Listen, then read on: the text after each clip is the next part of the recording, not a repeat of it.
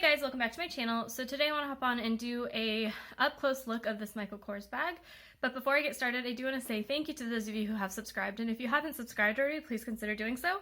I put out a lot of videos about contemporary designer handbags like Coach, Michael Kors, Fossil Ferla, as well as some luxury items like Gucci, Burberry, and Goyard. So this is a Michael Kors large Mercer pocket tote. I got this bag as a warranty replacement for my Michael Kors Whitney tote that had a cracked handle. I'm still working on the video about the warranty process and everything like that, but in the meantime, I thought I could show you up close and personal the bag that I got in return for my Michael Kors Whitney tote. So this is a large bag. The first thing I kind of wanted to show you is I want to show you some size comparisons. So this is the bag next to my Michael Kors large Carson carry-all tote. So this large Carson tote, it fits my laptop, it fits all my work stuff. So you can see that the Michael Kors large pocket tote is a little bit smaller. Probably wouldn't fit a laptop, but I'll check that in this video.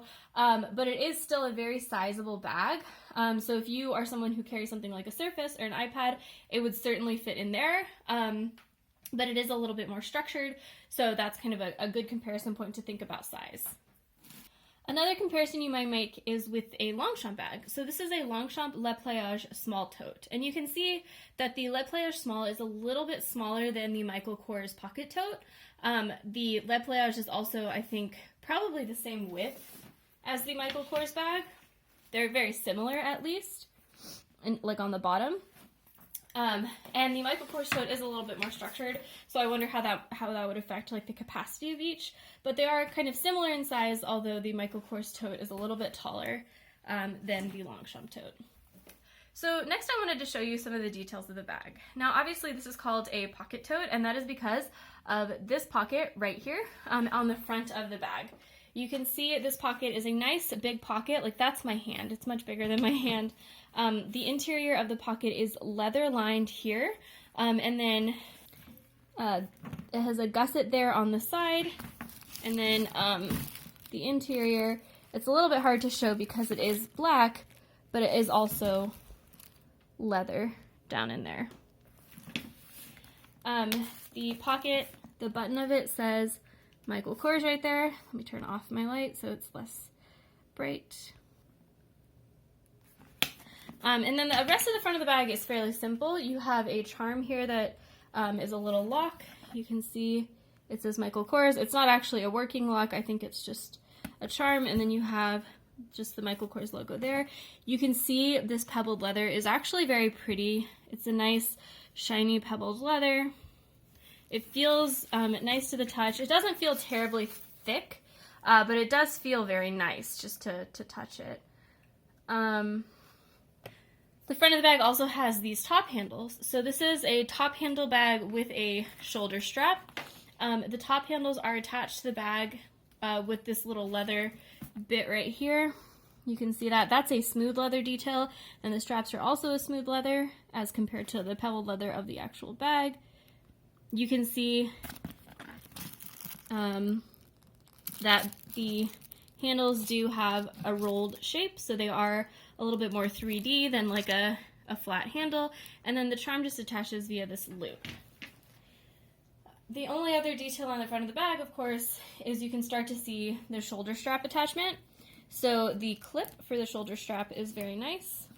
It says Michael Kors. Oh, that's upside down. It says Michael Kors. It's a nice shiny gold hardware. And then that attaches via a D-ring right here, which you can see right there. The back of the bag is very simple. It is just nothing really. It's just that pebbled leather. Again, that's very pretty, very shiny, nice, and it feels like, you know, nice quality leather. Maybe thinner than something like a Gucci leather, but certainly a nice leather. The sides go in on like this pleat detail, so you can see while the bottom is a little bit wider, it does come in to have like kind of a trapezoidal shape. You can see that pleat detail here. It does have a little bow here, which I think is cute. Not bow, a little loop, I guess. And then you have glazing all along all of the corners, or like all of the edges. There's glazing, a thick piece of glazing here, and then just coordinating like black stitching all along the bag. The interior of the bag is again fully leather lined. You can see that here. This is similar to my Michael Kors Carson carryall as well, that it has like that pebbled leather exterior and then a smooth leather interior. Feels very nice. You also have Michael Kors nameplate here as well. It feels very nice.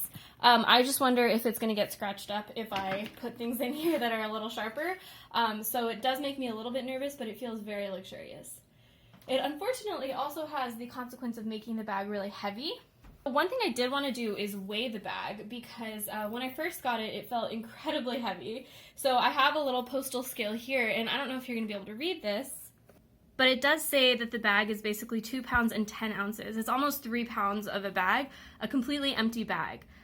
So that is a pretty hefty bag in terms of weight. And honestly, that kind of makes me wonder if this bag is going to be incredibly uncomfortable if I fill it up, because it is a very large bag, and it's fully leather lined, so it makes it heavy, and I just wonder if it's going to even be usable with its current weight. But anyway, back to the interior of the bag. Sorry, that was kind of a non sequitur. The interior of the bag has this nice center zip pocket, and then in here, oh, I still have my dust bag in here. And then you have, this is the only fabric lined part of the bag where you have that fabric lining, you have a back zip pocket here, and then I think, yeah, I probably have some paperwork in there, and then a little key ring as well. So this bag, honestly, you know, not to sound really silly, but this bag does remind me in shape of like a Birkin bag. It has like these nice tall handles. It has that structured shape. It is a fairly big bag. It obviously doesn't have that flap closure or anything like that, but it does remind me of like a similar feel. So if that's like a shape you like and a size you want, then, you know, this is certainly something that you should look into. Currently this bag is, I think, on sale at some places for like $170. Like I said, got it as a warranty replacement. So it is still a little bit pricey, but it is certainly much cheaper than a Birkin. So the last thing I wanted to show you, I think, is the strap. So the shoulder strap is I think the most disappointing part of this bag. I think it's incredibly cheap looking. So this is obviously just like one piece of leather, and it's not, I don't think, or maybe it's two. You can kind of see multiple pieces of leather there.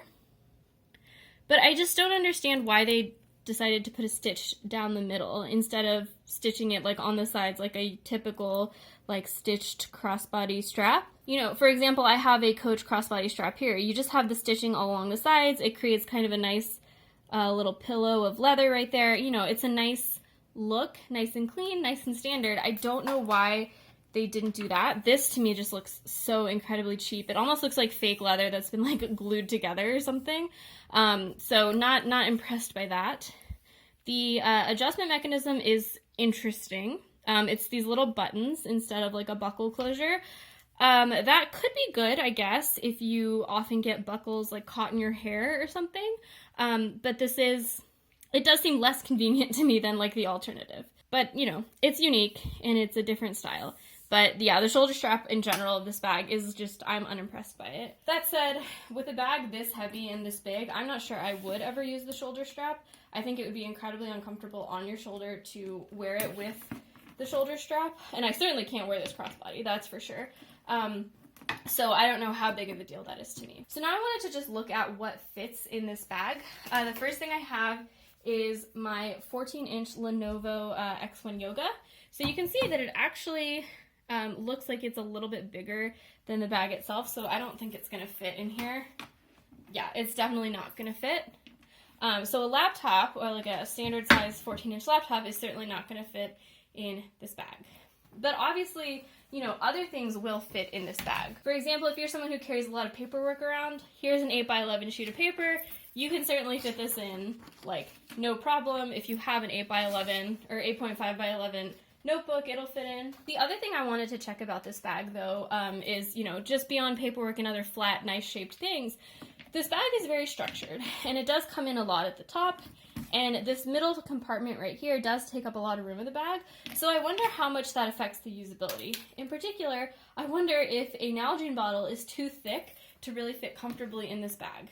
So I'm just putting it in there, and yeah, the answer is yes, it is. So you can see the bag is now like bulging out really awkwardly because of that water bottle. So this center pocket, while it provides a little bit of organization, certainly takes away from what this bag can hold, which I think is really unfortunate, because when I'm carrying a bag this big, I don't know, it's an awkward size, because you know, I could be carrying a Surface or something like a tablet, but then I still have a bunch of room in the bag, so why wouldn't I want to throw in a water bottle or something a little bit thicker?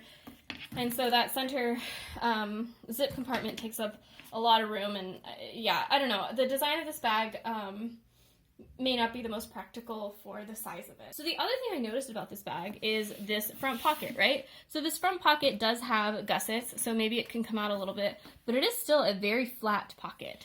So if you wanted to put something in here like a wallet, I kind of wonder if it would fit. So I wanted to try my Gucci wallet, which is a fairly thick wallet, and I'm going to slip this in here. And yeah, yet again, it bulges out kind of awkwardly. This thing is probably, yeah, it's going to be awkward to close, and that magnet doesn't feel super strong, so I'm not, you know, I wouldn't be super confident that it would stay closed. You can see the outline of my wallet on that front pocket. So I guess you would put your wallet in the center zip pocket, but even then, that pocket is really, really narrow. I guess this fits just fine, but then that takes up, do you see what I mean? Like, it's in there, it certainly is, but then it makes the center compartment kind of bulge out. There, that's better. See how it's like bulging out? And so now you've taken up more space in this already kind of tight, very large, heavy bag. So I don't know, I don't really get the design. I feel like maybe it's meant for something, or for someone who, I don't know, maybe just carries a lot of paperwork. Like, even if you were a mom, my husband thought like, oh, okay, this could be a good mom bag for when you need to go out with your kids and you want to keep like snacks and random crap in your bag. But even then, I just, like, random kids things, aren't they thicker than like a couple inches? You know, I don't know. So all in all, I don't love this bag. The last thing I guess I'll check is whether a phone fits in this front pocket, and I bet it would.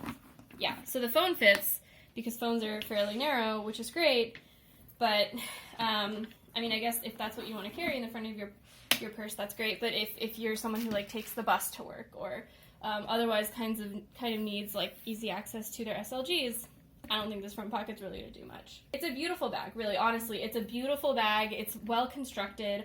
I just don't think that I use my handbags in a way that's conducive to the organization of this bag, or the size of this bag, or certainly the heft and weight of this bag. But if you are someone who does, then maybe this is a good bag for you. I don't know. So sorry, that was kind of a rambly review, I know, but it's just kind of my first impressions of this bag.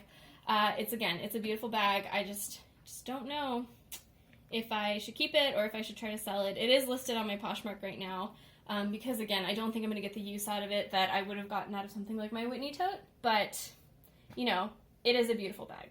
So, thanks guys for watching. Let me know in the comments below if you have any questions, if you also have this bag, if you've been thinking about this bag, and I will see you next time. Bye!